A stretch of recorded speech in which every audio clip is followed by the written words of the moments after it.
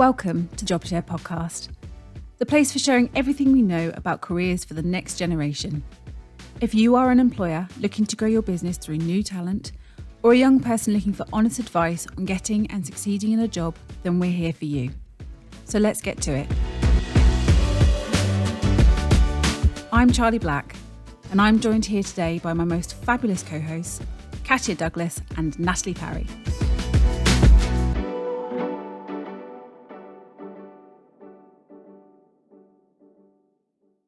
Right, okay. So today we're talking about feedback, the importance of feedback, how to use feedback, how to deliver feedback. And we're going to kick off with talking about things from the perspective of the employer and things that they should be thinking about. I read an interesting statistic this week. It was a survey conducted around job seekers, and 52% of people who had received feedback from an employer after an interview, whether it was positive or negative, whether they got a job or not, said that by receiving some form of feedback, that they felt that they'd built a relationship with that organisation and were more likely to apply for other roles with that organisation or recommend that organisation to other people. Whereas people who didn't receive feedback at all were twice as likely to feel negative about that organisation and to pass that on to friends and family. So feedback, an important thing in terms of building relationships, even if you're not intending to recruit somebody. So why don't we start with Natalie? Why, other than that reason, why do you think it's important for employers to give feedback? As an employer, we have a responsibility to support those people that are going through, the candidates that are going through the process. And I think you have a responsibility to be able to give good constructive feedback to a candidate in order for them to progress through their recruitment journey, I suppose. Yeah, no, absolutely. In terms of what Natalie just said about giving constructive feedback, what do you think makes feedback constructive? I think you've got to be honest, but I think you've got to be delicate, because for some of these young people, obviously it could be their first job interview. So I think you've got to give them constructive feedback in terms of how they can improve next time, maybe some tips on things they could do different. I think rather than just focusing on what they're doing wrong, actually give them something to take forward. So when they do go for the next interview, they're consciously not moving their hands around, or I mean, not that an interview we would say, I haven't hired you because you didn't move you didn't stop moving your hands, but it's little things like that you don't realize do actually make a big difference. But I do think that it's important that you're honest. Don't try and spare their feelings, because if you're not honest, then they're not going to be able to actually go forward and do anything different, and they're just going to keep on making the same mistakes. And I do think, like Natalie said, we've got a responsibility.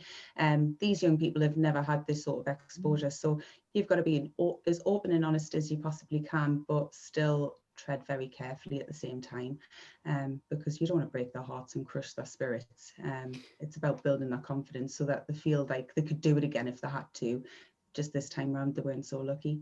I think being empathetic, that's important. You know, when you are delivering feedback, having that empathy to remember what it was like, you know, interviewing yourself, what it's like when you are receiving feedback, and that all important, giving them something that they can take away from that. So ways that they can improve and go on and build their confidence for that next interview, because that next interview might actually be with them. You know, if we want them to reapply for things in the future. And I also think balancing the good with the bad. Don't just focus on all the bad things. Try and dot some good things in there as well, so that there's a balance. So they're not just walking away feeling absolutely rubbish, like they've done a terrible job. Absolutely. And I think as well, with young people, you have to understand that it may be their first interview. So I think not to compare it with somebody who you may have interviewed who was a lot older, who had done it, 10, 15 times before, but this person, it may be their very first time. So I think that's a question that employers should ask, is whether they have had interviews before and how they felt that they went before, maybe thinking, and then that could sort of be part of their feedback. So, if you find out it's their first interview, that actually might change how you feel about that interview, because you might think, oh, wow, gosh, that was your first. I was not like that on my first interview, you know, so it whereas if you know someone's been 20 times and made those mistakes, you probably would feedback different. So I think it's important to understand that person's experience with interviews when you're giving them feedback from them. Really good point. I think that's important. Asking questions, building relationship, getting to know, because if you ask questions of somebody, you start to understand them, and you can start to use the right language or pick up on the right things to guide that person forward. In if you're just dishing it out without really paying attention to who you're talking to, then it's, you know, it's not constructive anymore. It's almost self-gratifying rather than helpful to that other person. Okay. I think the other thing to pick up on is being specific, you know, being really pinpointing where somebody can improve for their next interview. If that other person comes away, and this really boils down to good communication skills, if that person comes away from that conversation with you thinking, oh, I don't really know what they meant there. I don't know what how I'm supposed to improve on that, then you haven't delivered that feedback in an effective way, and you haven't been specific enough for them. I think that's why I would always recommend verbal feedback. I think it's important. I actually think it's important to do both, to do verbal and written feedback. Verbal because it becomes a two-way process and you can have a discussion. But also written because it gives you a space to kind of probably, you know, build on that more. It's something that candidate can keep and refer back to, because, you know, we don't reflect on. Absolutely. And I think we're just with you what you said there. I think it's important to do the verbal feedback, because when you get just written feedback, you may read that wrong, not how it was intended. You know, you can, especially, you know, by emails, and if you automatically become a little bit defensive because, you know, it's maybe, you know, critiquing is something that you thought went well. So I think it's important to do it verbally, so that as an employer, if you're giving that feedback and that person seems really kind of shocked or very sort of taken aback by what you've said, you can help sort of go into that a bit further. Where if it's in an email, you probably would just read it and go, oh, okay, that's fine. And then people, you know, they're not going to use that. They're not going to reflect, you know, properly on that. So I think, it's really important that it's delivered in both ways, I think. So that you have that space. You do it obviously verbally, where you can have a conversation, but then you have that space to sit down and actually look at it. And everybody on reflection notices different things about themselves, don't they? Yes. So and I think especially at the time you'd be like, no, I didn't do that. But then once you go away, you've got a bit of time to think, your defenses are down, then you can reflect and be like, actually, they're right, I should maybe not have done that or said that. I also think it's important for employers to ask them if there's things that they maybe didn't understand, because I think sometimes in interviews people don't want to ask questions and they haven't come across very well. So when they're giving feedback, sort of saying to them, if you don't understand something, ask and say, can you elaborate on that? Or I don't quite know what you meant there, because that could be the difference between you deciding to take them on and not. And I think that's important in the feedback, as well as saying to them, if you don't understand something, just say, especially if it is your first interview. Nobody's going to hold a gun to your head or not like you for it. Let's hope not. I think it's really important that employers remember that interviews are a two-way process. And that employers should also be taking the time to seek feedback from the interviewees about the application process, about how the interview went, because you want candidates to have a positive experience. You want them to go away from that interview thinking positively about your organisation and about the people that they were interviewed by. And particularly if you're taking on young people and you're perhaps not done that before, or, you know, things change all of the time. So I think it's important to take feedback from your candidates as well as dish it out. Absolutely. That, how did you find the interview process? I think that's probably a good question for employers to ask, isn't it? And that, you know, you may have done the same interview process for the last 15 years, but, you know, that generation has changed, hasn't it? So you know, I think it's good to maybe ask for feedback, like I say, on what you've done as well, and see if you know, should we do anything differently? Do you feel that, you know, and I've had that before with interviews where I've had like almost like a survey thing afterwards, you know, just a sort of 3 or 4 questions saying, you know, did you feel comfortable? Would we be an organization that you'd like to work for? Sort of those sorts of things afterwards. So that companies definitely do that. But I do think, you know, it doesn't have to necessarily be a structured thing like that, but to ask the feedback can then make your next interview process easier, better, you get more from the candidate, and there's lots of benefits for an employer. Yeah. Plus, if you're working with an agency, sometimes recruiters don't describe the job well, and people go into an interview thinking that the job's about one thing when actually it's about something completely different. I've had that before. Absolutely. Where I've talked them through the job and they're like, oh, that's not what they said to me on the phone. And if you've got an agency that's working for you that actually isn't selling the job right, then they're not going to be sending you the right candidates, and the people sitting in front of you aren't there for the right thing. So I think you're right with feedback, because things like that could come to light as well, that actually you need to relook at who you're working with, because they don't actually understand your business or your needs. Yeah, definitely. I think don't be afraid to give feedback would be the other thing that I would say, because some employers completely avoid it, don't they? They avoid because they, you know, don't want to. I've had it with employers where they've gone, well, this happened in the interview, but, you know, don't say that. Don't tell them. Don't tell them that. And it's like, well, no, because that doesn't help anyone, because they're probably doing that in every interview. So you have to, don't be afraid to be honest about something. If something happened in that interview, it's best to share it, because, you know, you're not doing them a service by not, because they probably do that every time. I think it's important to be positive. Even if you're being critical, it can still come from a positive place. Absolutely. And it's important to, you know, to know that with the feedback that you're delivering is coming from a supportive, positive position, and you want the best for that candidate. And if you do that, if you think about it with a positive mindset, then you will give better feedback. I also think one thing I really don't like in terms of giving feedback, and I think employers should be aware of, because I think probably all done it or have done it in the past, where you haven't owned that feedback. So you're delivering feedback, and instead of saying, I think this, I witnessed this, I feel this, you say we, or you say, oh, well, my colleague thought. And it instantly, I don't know, that feedback then doesn't become genuine feedback, and it's quite easy for a candidate to dismiss that. But if it's coming directly from you, from the horse's mouth, then they're more likely to pay attention to it and take it on board. Has more impact. No, I agree.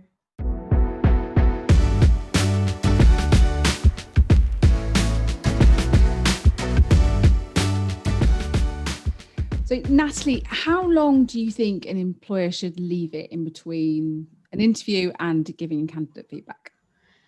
I mean, I think it's really important to let that candidate know how long it's going to be at an interview stage. So I think that's the first thing I wanted to just sort of raise there, is that don't leave people hanging. So it's part of kind of your feedback, instant feedback. Let them know we'll have a decision by so and so, and we're looking to obviously move forward this by so and so. But I think really, you know, it needs to be within sort of 5 days of the interview happening. I personally think really 48 hours is the best time frame, but you know, that isn't always possible, because you may have to go to different departments. There may be people off that need to be consulted. But I think no more than 5 days. But ideally within 48 hours, I think is the best time frame, because people are just sitting thinking about it, aren't they? They're thinking about, oh, I should have said that. Oh, I shouldn't have said that. You know, that's like backwards and forwards. So it could be quite difficult for them. So I would say sort of 48 hours, but very important to tell them how long that's going to be. Kat, what is a definite no? Employers shouldn't do that when they're giving feedback to candidates. So I think it's really important not to focus on the person and to focus on the behaviours. So when you're giving feedback, if, let's say, for instance, they were late, you shouldn't be making an assumption saying your timekeeping's poor, because you don't know that. It's that one occasion that you're basing that assumption on. So just say you were late. Great. That's it. You're just stating a fact. And that's it. Keep to the facts. That's what's really important when you're giving feedback. Be specific, keep to the facts. Anything else you would add to that list, Natalie? Yeah, something I think is really important for both candidates and for employers is do not ghost. Ghosting is horrible for everybody involved. From an employer's perspective, you might just want to avoid giving feedback because it was such a bad interview, or you feel sometimes it's because they feel really guilty and they're like, oh, they did really well, but you know, this person was slightly better, and then they just completely ghost and don't give any feedback. And it's awful because that candidate will think, oh, I must have really messed that interview up. They didn't even give me any feedback. But also, you know, they might, you know, young people especially use social media a lot and, you know, talk about their life on social media. They'll talk about that. They'll put that on, saying that they had an interview at your company and you didn't even bother to give them any feedback. So it's really important for two reasons. Really important for the person that's being interviewed to actually receive that. So, you know, make sure you do it, but also for your own company reputation.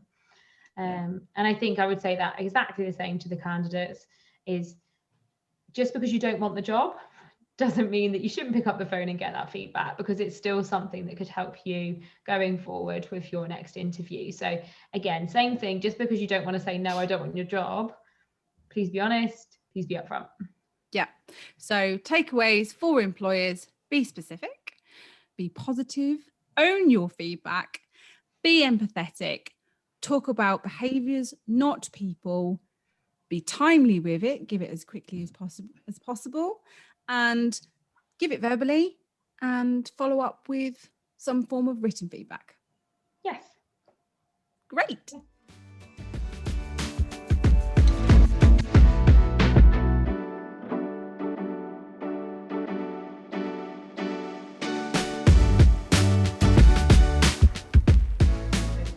Right, so we're going to move on to candidate feedback. So it's really easy to get defensive when you're receiving feedback.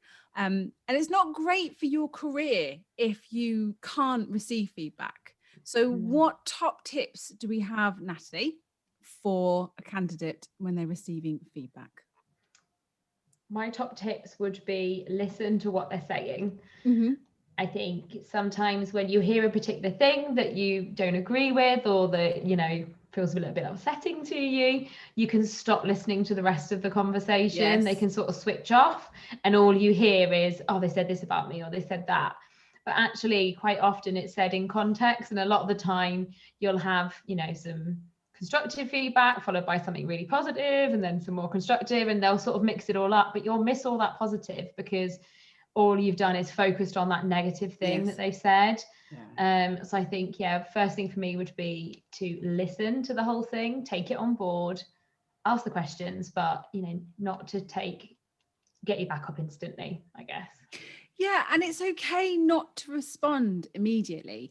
If you know, it's about being self-aware. And if you know that you're not taking this well, just take a deep breath and say, thank you for that feedback, and go away and think about it. It's okay to come back later with questions, but it's advisable not to just retaliate. If you know you're in a defensive place, you're going to attack.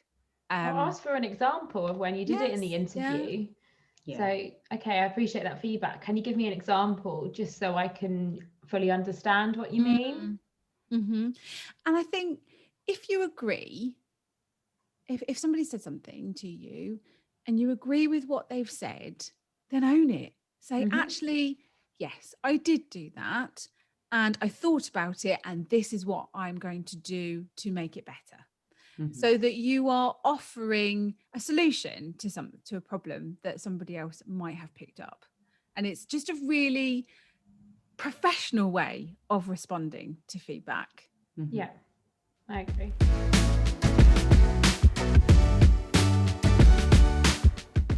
I think it's important to remember that feedback can help you become the person that you want to be.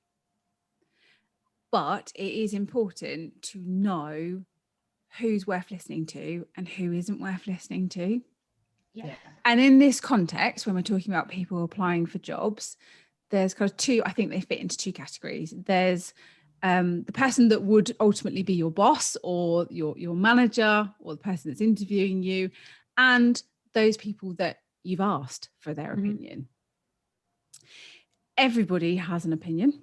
It's just part of being a human being. But what comes with that is that people often think they know better than they actually do. So it's important to already have in your mind, who do I want to listen to? And it's usually the people that matter. So the people that you would ask their opinion, and that person that could potentially change your life with this new job. But don't listen to people that you wouldn't ask anyway. No, because it's not good for your confidence, and it's not, probably not that helpful. No, I was going to say it's not going to do anything for you. From a candidate as well, what's important is to look at it that way. Look at it as a learning curve. For every interview that they say no to you for and give you some really constructive feedback, that means you're more likely to be successful at the next one. Yes. So I think it's looking at it like that, looking at it going, oh, I'm really pleased that they've actually given me that feedback, because now when I go to this one, I'm not going to do that because that might have the same effect. Or I'm not going to say that or behave in that way or whatever it might be. So I think thinking about it in a more, this is going to make my next one better rather than that one was dreadful is a much more positive way to take that feedback on. And I think if you have that mindset of this is positive because it's going to make things better long run, rather than this is really negative and it's making me sound like that was terrible, it's going to completely change your interview, and you're going to get through that process far quicker than those that go, no, I was right, he's wrong. There are some things I think you can stand your ground on about being right and being wrong. And it's important not to compromise your value. I mean, for the most part, and I completely agree with you, not disputing that, but I just think there are some situations where I know that I've had feedback and I've thought, I'm not actually prepared to change that about myself. I'm not actually prepared to compromise on that. No, you can't change as you are as a person. Absolutely not. But that's important to find out in an interview, because you don't want to work for a company that your values don't align to. Exactly. Yeah. So, it's important to understand, actually, this is right for both of us. If you want that sort of person, that's not me. So that's fine. And then you take it that way and move on with it that way, rather than, again, seeing it as a dent in your personality. So I'm really interested to hear about some feedback that you guys have had. In the past, or maybe recent, I don't know. So it can be good, bad, and different, but I'd really like to know some feedback that's kind of stuck with you and what you did with it. So Katia.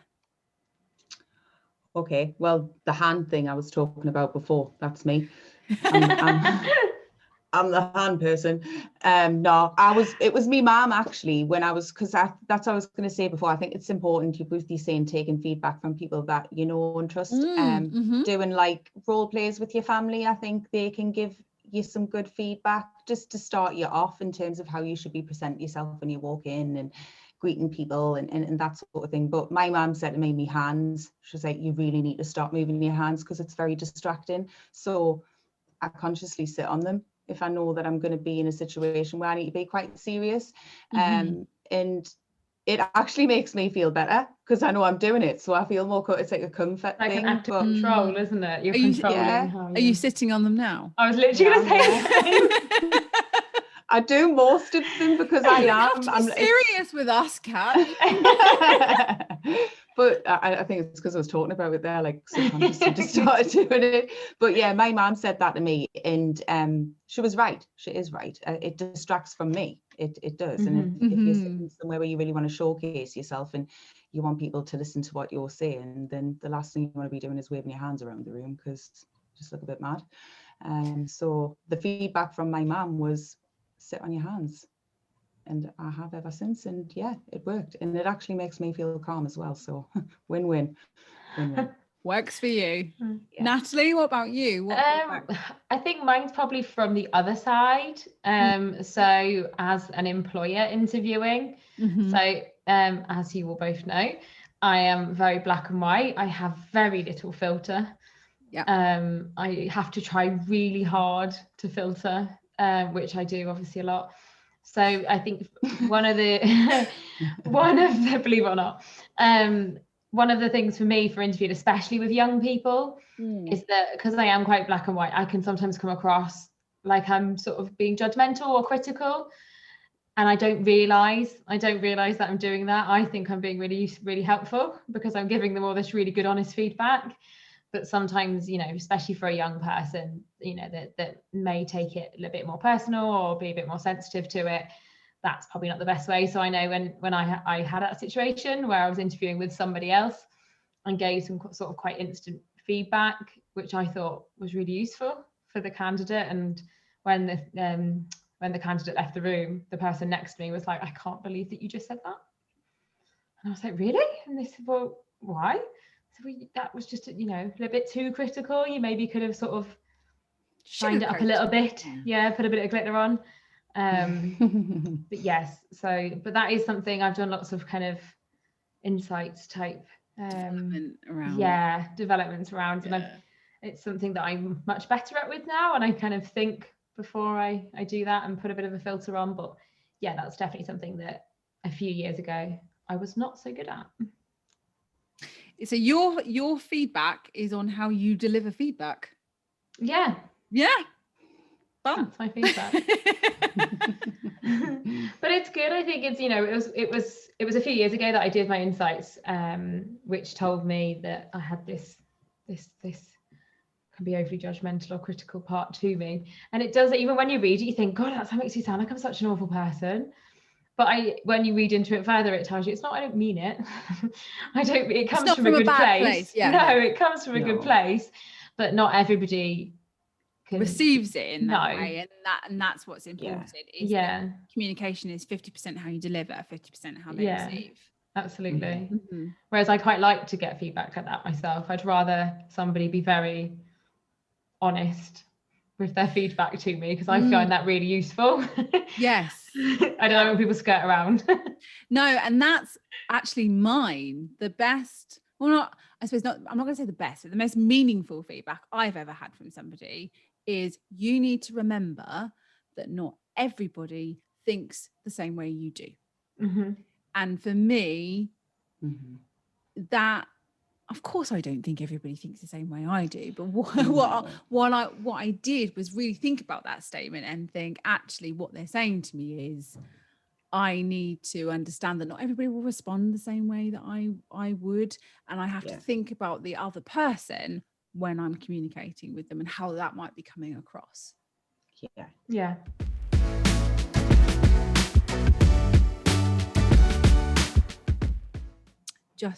Let me just summarize that. So top takeaway tips for candidates is, remember that the feedback is for you, and that's a learning experience, and you can use that to become the person that you want to be. Yeah. Be aware that you can be defensive, but perhaps step back, take time, think about the feedback before you respond to it. Listen to that feedback because it is important, and listen to all of it, not just latch on to the negativity. But at the same time, filter that with only listening to the people that really matter to you. That's probably it. Absolutely. Definitely. 100%.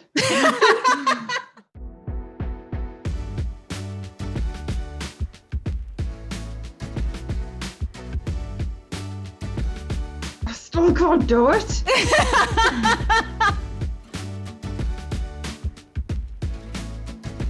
I'm on the telly. Mom, I'm on the telly.